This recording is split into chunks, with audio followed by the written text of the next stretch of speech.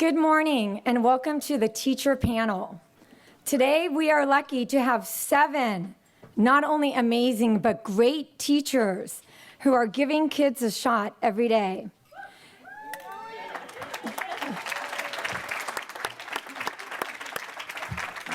They will share their stories about their experience with professional learning communities, teacher leadership, and working conditions. The goal of this section is for you to think about what you can do, continue to do, and how you will think differently about professional learning communities and teacher leadership. The format: for each question, there will be 2 teacher responses. The teachers will introduce themselves before they respond to their first question.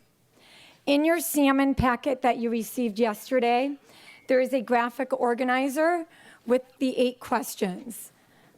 I think it was placed on the right-hand side, though some of the papers may have been moved. After question 4, Davina Goldwasser, one of our facilitators, will lead us with some reflection time. Then we'll continue with the remainder of the questions, and we will end with another reflection time. So here we go. Yes. It's a white piece of paper. It's titled Teacher Panel. Okay.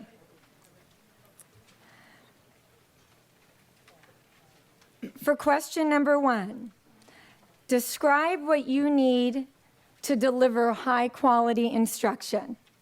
Cherie. Hello, everyone. My name is Cherie Tiamu, and I teach an autism pre-K special day class at Sankofa Academy. And thank you. I've been with the district for 2 years, and I've been at Sankofa both of those years. For me, what I need is to create standard-based lessons that work towards my students' individual goals, being that I'm a special education teacher, but also builds a foundation for them to be successful in kindergarten. So I need professional development that is going to keep me aware of current research and best practices. Also, as we all know, students learn differently, so I need to have resources that are going to help me create the modifications and accommodations that are necessary for my students to meet their individual goals. And those resources can include technology, like computers that are functioning in the classroom, and that can support me in using certain software that I use to help to facilitate language development and math skills. Also, having just a functioning teacher workstation so that I'm able to make the manipulatives and things that I use every day. Also, I need opportunities for collaboration with other pre-K teachers, not just at my site, but throughout the district. There are so many teachers who are doing things that could really benefit me in my classroom. I just need the opportunity to go out and see what they're doing. And I'd like those opportunities for them to come and observe me as well and give me feedback so I can be reflective in my practice. Also, enrichment opportunities for my students. And these are giving them exposure to new experiences, and they're also, I need those enrichment opportunities to be relevant to their goals. At Sankofa, I've had the opportunity to have great enrichment opportunities in my classroom, like yoga for my students who have motor needs, like music for my students who really respond well to music therapy, and that helps them to gain language, and it helps them to have social interaction. So really just things that are targeted to and specific to the needs of my students. Great, thank you. Gilberto. Hi everyone, my name is Gilberto Heredia, and I'm a little bit nervous, but here I go. Don't forget to tell them it's fully fun. I'm working at Esperanza Elementary School, and I'm teaching currently first grade. That's a Spanish bilingual class. And so I've been working for 12 years for the district, though this is my 20th year as educator. So I'd like to just start by briefly describing of what high-quality instruction could look like in my classroom, or at least mention 3 elements that I like to mention, that I like to think about. High expectations and focus on learning in my class. Rigor, that means the level of difficulty of the assignments for my students. And continuous assessments throughout the year, not only assessments when the benchmark arrives. So in between, with weekly assessments and formative assessments as well. But these elements do not translate into our daily practice, do not translate into our classes if we do not have certain conditions in place. Now, I'm fortunate enough to be part of a school that I think we have those conditions happening. And I'd like to mention what are some of those conditions that I think are happening in our site. Number one is collaboration. Number two, it's school leadership. Number three is structures with some protocols and planning tools. So I'd like to say something about collaboration and what happens in our school. Collaboration happens every single day in many different ways. It is not something that happens just 1 hour a week. But formally, it happens through professional development and planning time, and also grade level meetings.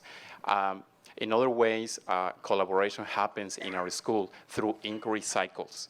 And those inquiry cycles happen per grade level. And so what we are supposed to do in our schools, we come up with a question that we try to answer, and that is directly related to our practice. Questions such as, how can we support our first graders to transfer, let's say, their ideas from a graphic organizer to a strong descriptive paragraph? And that's a question that is going to lead our inquiry, at least in first grade, for instance. And so those kinds of things are happening through the inquiry cycle, and I think that it's very important.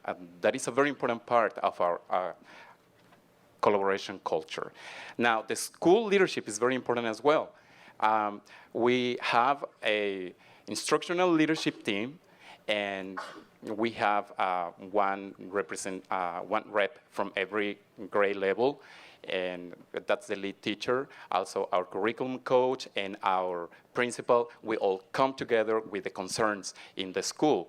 But also, we make important decisions, and we go back to our colleagues, and we communicate that. So this is a very important venue for us to really be effective in transmitting what we are thinking about instructional matters and strategies as well. And then finally, structures with some protocols and planning tools.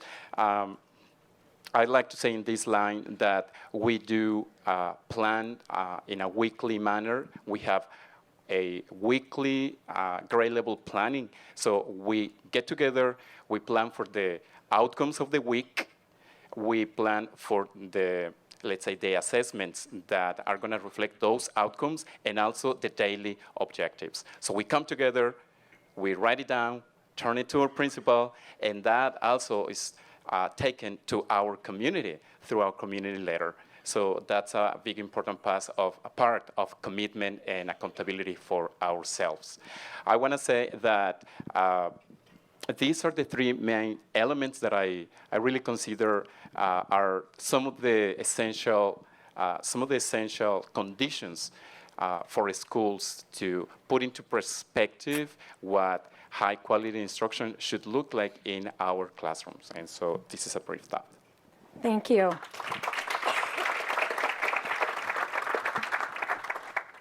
Question number 2. Talk about the professional learning community at your school site. How has teacher collaboration helped you to become a better teacher? So we will begin with Viet Lee. Thanks, guys.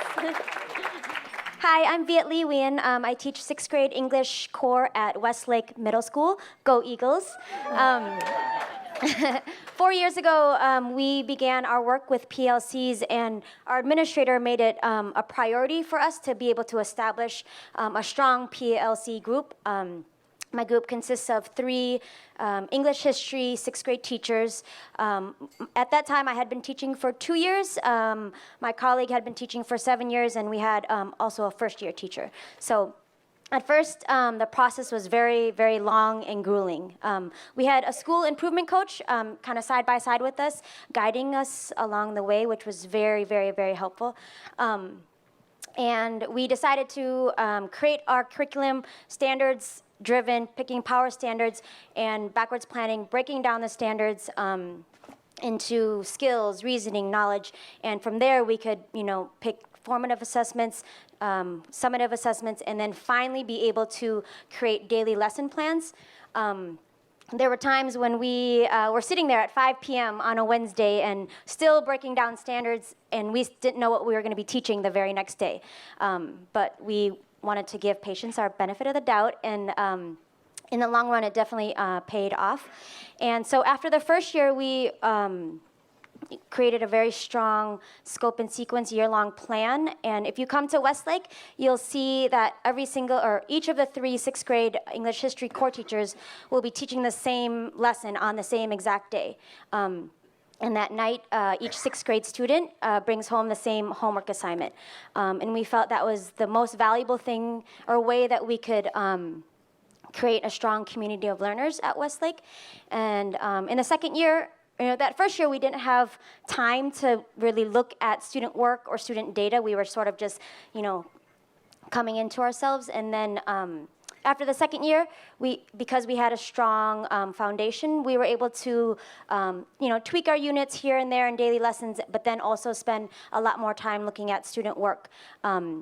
And finally, by the third year, it was like looking at the student work to help us really inform our teaching and going through the whole data analysis cycle and coming up with reteaching plans. But we still have stuck to teaching the same lesson every single day, which we really value. And as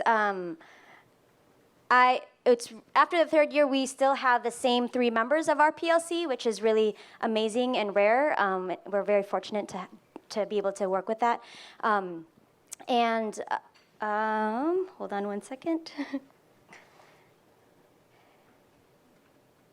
So our roles in the PLC, we have our super duper organized teacher being our note taker, which is great. And our teacher who has had some leadership training kind of guides us through the data analysis cycles. And then I'll, kind of bring forth some structures in the classroom, arts integration, and skills like that. And we all really trust and respect each other, so we're very, very accountable to each other. We have tasks that we work together as a team, but we also have individual tasks that we kind of bring back for feedback all the time.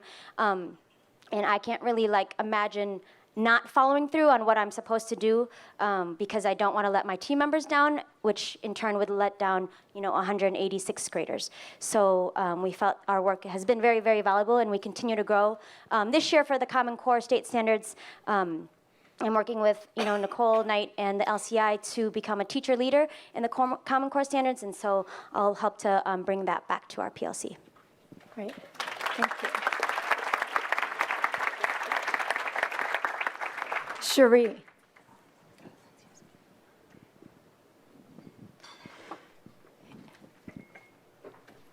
At Sankofa, I'm provided with multiple opportunities to collaborate with my fellow teachers. We have our strategic planning team, we have our expansion team, school site council, and what's great about being at Sankofa that being a small school, I have the opportunity of working with staff at all different grade levels, which I found to be invaluable.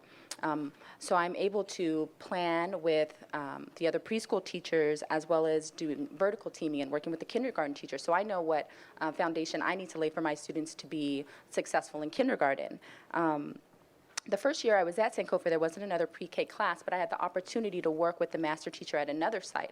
So that was awesome because I was able to see how she did her assessments. I was able to observe her classroom and debrief about that. But not only that, but she came in and observed my classroom and was able to give me feedback. This year I do have another pre-K team that I'm able to work with. So I'm able to see what is going on in the general education preschool class so that I can create an experience that is comparable in my classroom for my teachers, or for my students. As a special education teacher, I work with a lot of different experts as well. I work with occupational therapists, physical therapists, speech and language pathologists, behaviorists, psychologists. So having clear and open communication has been key. I'm able to learn from these professionals and to implement some components of what they do within my classroom so that I can create dynamic lessons that are really giving me a holistic view of my children and are helping me to plan better, to assess better, which is all making me a better teacher. I'm more knowledgeable. I have a team that can give me feedback that I can bounce ideas off of, as well as having that vertical team so I can say, hey, these are what my kids are doing now. What is going on in your classroom? What's going on in kindergarten? What do I need to do to help prepare my students? Great, thank you. Question number 3. What are some of the challenges you have experienced in various teacher collaboration structures you have been a part of? So we'll begin with Kathy. Kathy Ortega, 13 years with the district, and I'm at Roosevelt for math. I think one of the biggest challenges is the turnaround time for feedback. So if we meet as a PLC on a Wednesday and then we don't meet again for 2 more weeks because we might have a district PD, then the data becomes almost meaningless because we now have new data that we're trying to extrapolate or reflect on. So the time piece. Also another one that is, our PLC did not have a deliverable, and I think it would have made it a little bit more structured if there was a deliverable so that it didn't become too broad and not detailed enough, our outcomes.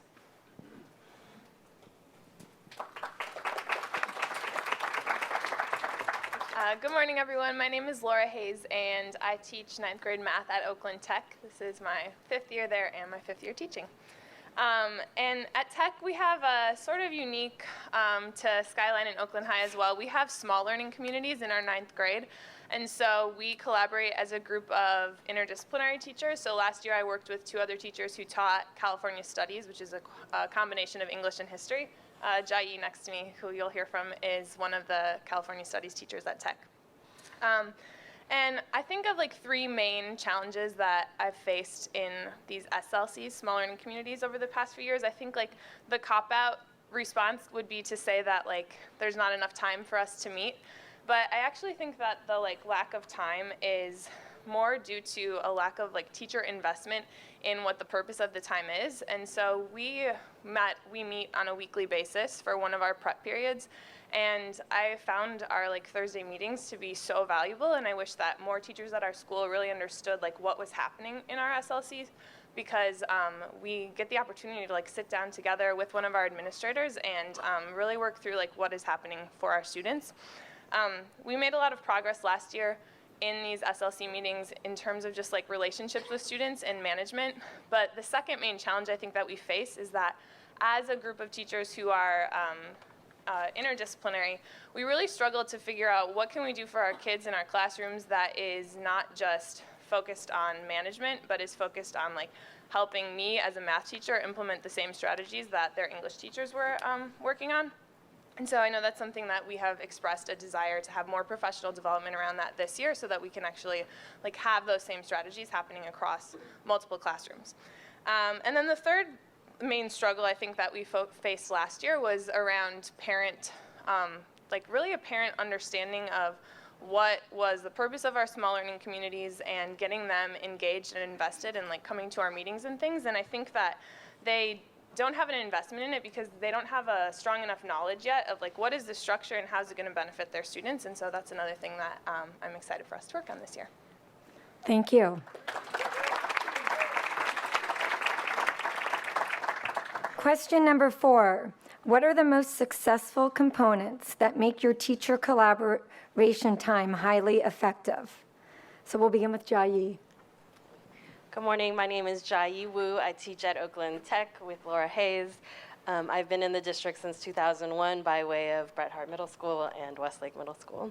And I teach 9th grade English and California Studies. So there's a couple of components that I think make our collaboration time especially successful. Part of it is having a shared vision. So at 9th grade, as Laura mentioned, we have a small learning community. And the focus really is on the belief that if there are many teachers who share the same kids and we focus our attention on the kids, we can make sure that they don't drop out or they start going down a path that they can't return from. And so that focused attention on students is really our shared vision, and we try and make our time where we meet on a weekly basis for about 45 minutes, really about the kids. And as Laura mentioned, some of our challenges are figuring out how to move from management into more content literacy and shared practices. Another component that I think is important is that we do make that commitment. We have that common collaboration prep period, so that is the structure that allows that to happen. But since we have that, we don't try and say, oh, something else needs to happen instead of our meeting time. So we really are committed to meeting every week, 45 minutes, and focus on the students. And then in terms of agenda, we take turns. We have a shared responsibility of creating that agenda, and we list the items that we think are priority items ahead of time, so we don't spend time in the meeting figuring out, well, what should we talk about? And since we are all human beings as well, and we know our work is challenging, we do set aside time at the beginning to just check in with each other personally and say, how are you doing?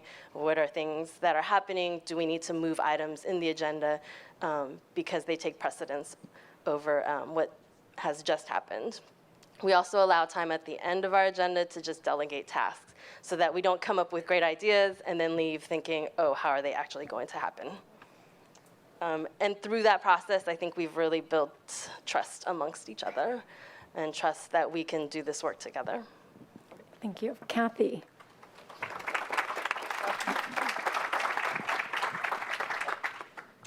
Of course, one of the key components of the PLC was coming together with common assessments and then being able to, when we looked at the data, come up with common activities and lessons that would address the gaps. But also, when you have a common assessment, being able to say to my partner, wow, your students really did well on the quadratics. How did you teach that? So that I could also learn best practices from my partner, and also district-wide when we got together for professional development, learning from our other math teachers in the districts with best practices. Another component that was extremely successful was having admin sit in on our meetings and also having the district leadership sit in on meetings and getting their feedback and their recommendations on how we could not only move as a PLC but also move our students. Great.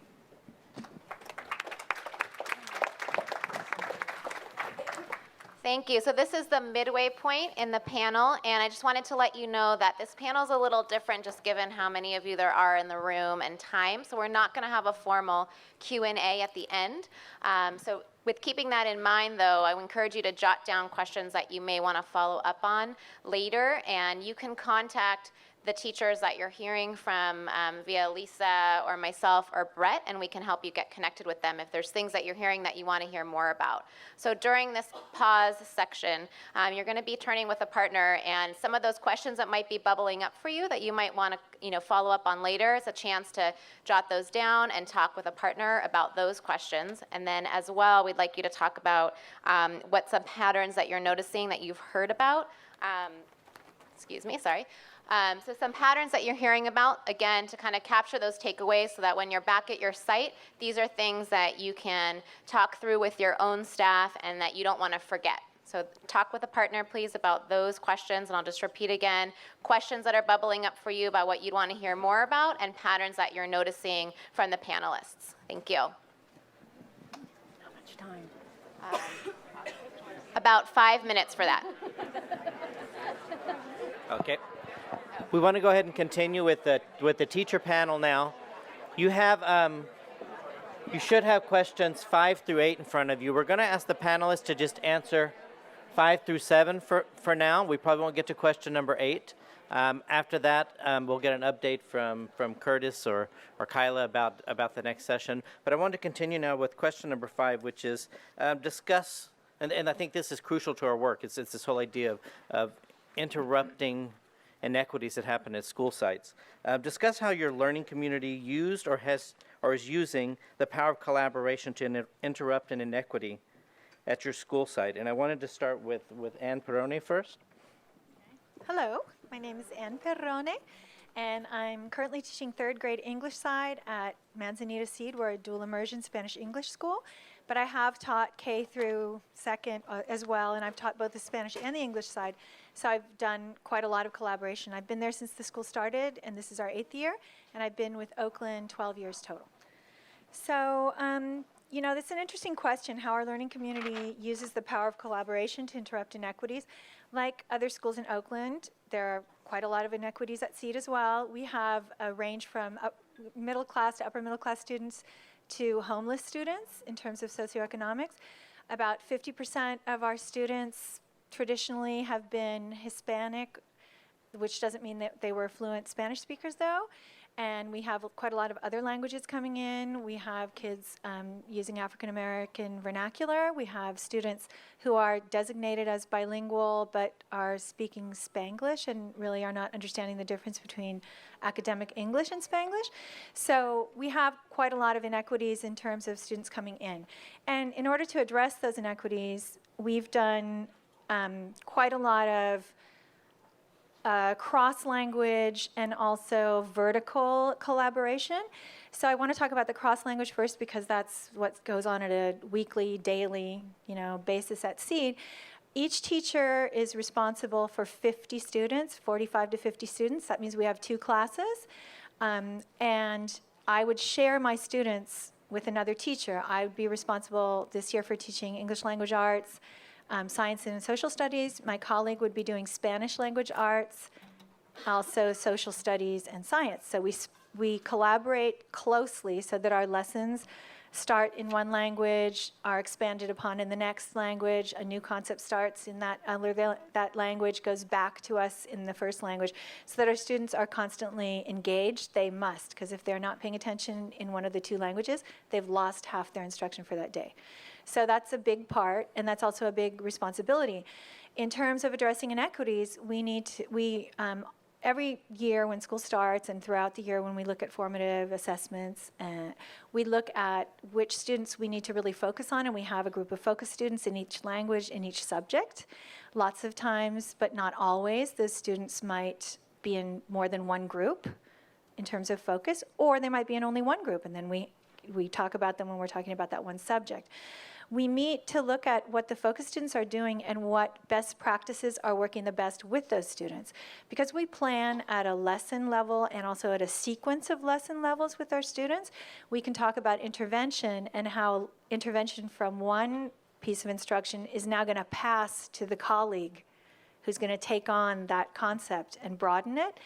So that's been a very, very big part of collaboration at Seed, and also the way that we've really moved students.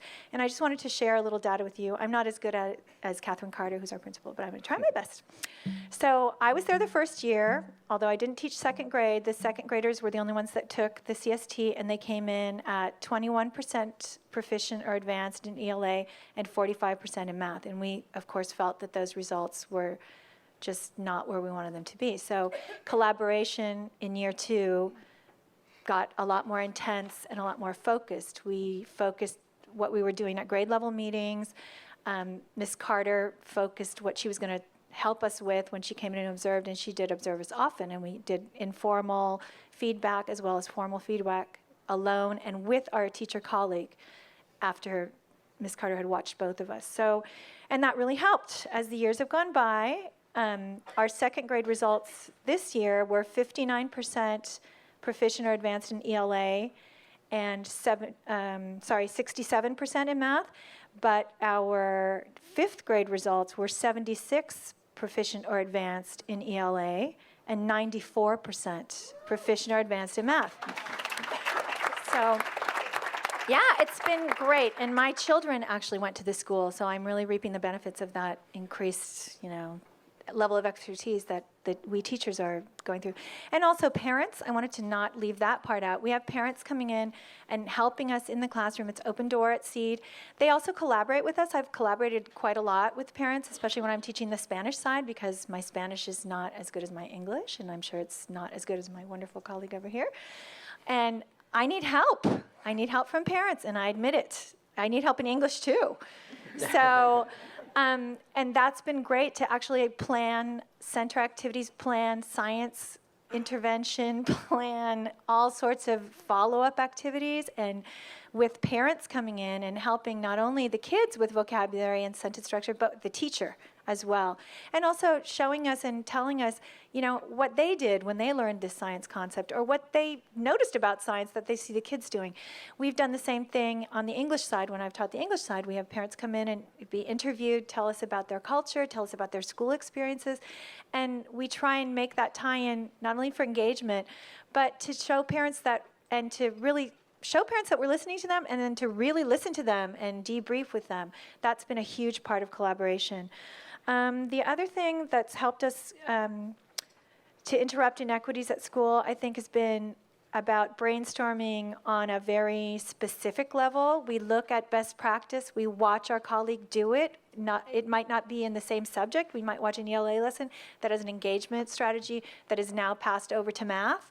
We see our colleague use a different curricular area and improve that best practice. Then we take it back, try it out again, and debrief altogether. So I think that's been a huge part of the learning community at SEED, and the fact that you're not afraid to let somebody into your classroom, watch you fall on your face, which I do constantly, unfortunately, and let your administrator see it too, so that there's some not only understanding of why it didn't work, but what can you do to fix it, and then somebody coming in later on to watch it again and help you debrief. So I would hope that everyone has the same opportunities in their collaboration this year.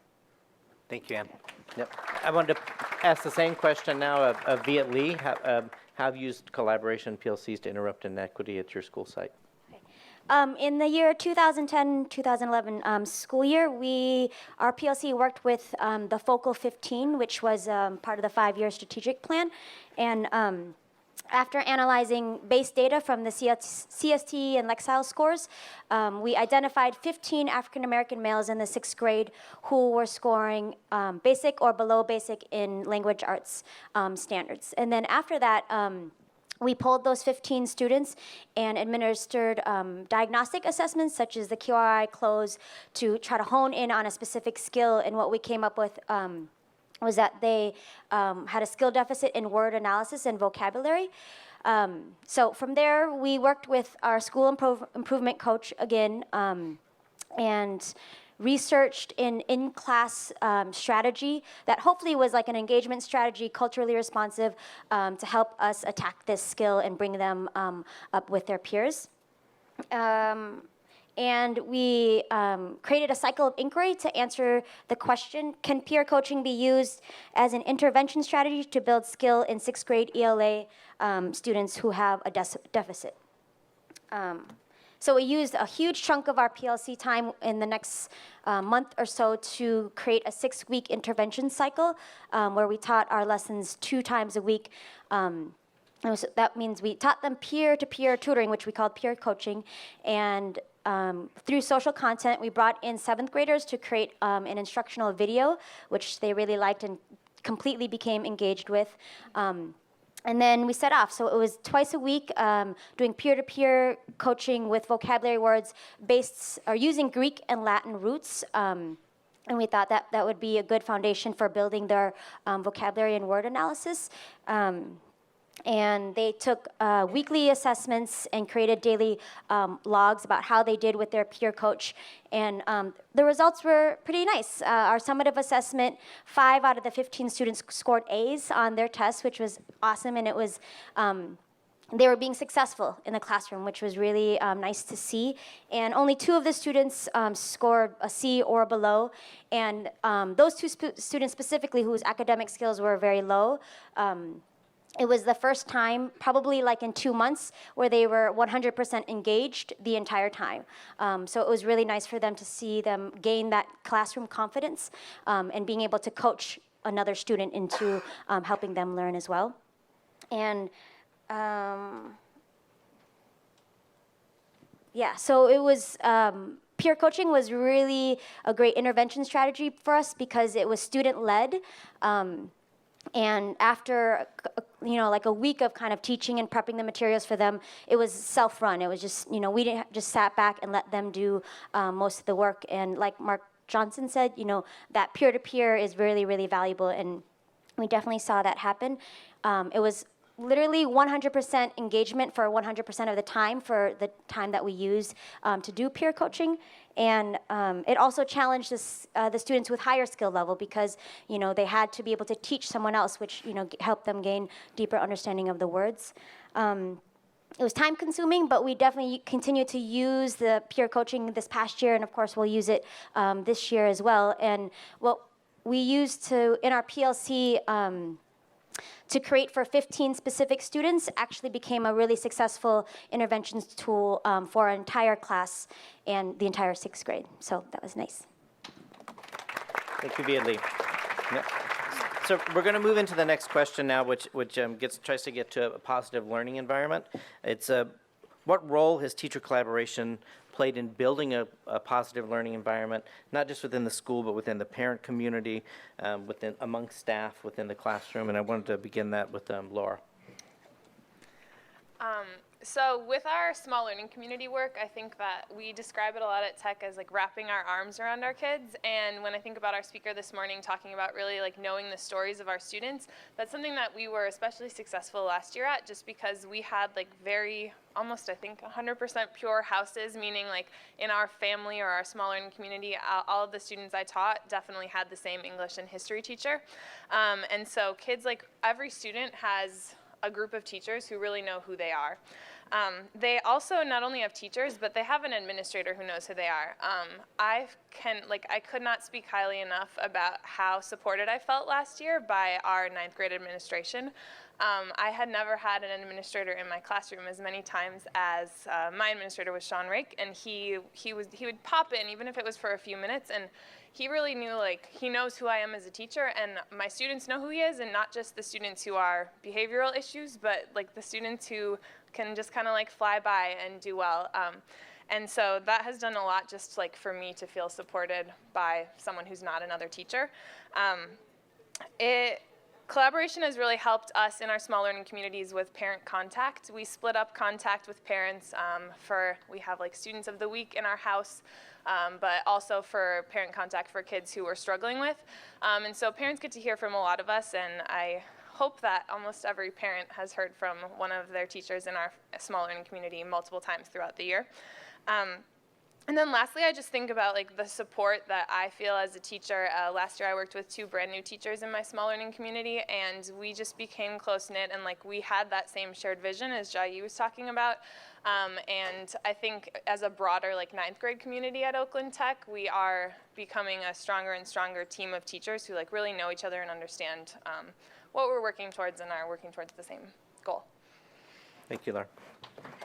And the same question back now over to Ann Peroni. Okay, well, the 3 things I think that are the most important are that, well, teacher collaboration is also, it's illustrating equity, and it's also modeling for the students that teachers at SEED not only collaborate, but they collaborate on a deep level, and they collaborate with the parents and also with the administrator and also just other school community members at SEED. It's a very open community. So we have also OCO that comes on campus and does meetings as well. That's just one example of a community group. So we model that. We model collaboration. The kids see us collaborating, see us sharing lessons. They go from one classroom to the next. They understand that what they did in the classroom in the morning, and then later on in the morning they're going to do something related to it, go back when they come back at the end of the day to their A teacher or whatever, the one they started with. They're going to see the culmination of what they started in the morning with that person and how it was built on in that middle part of the day when they went to their teacher for their other subjects.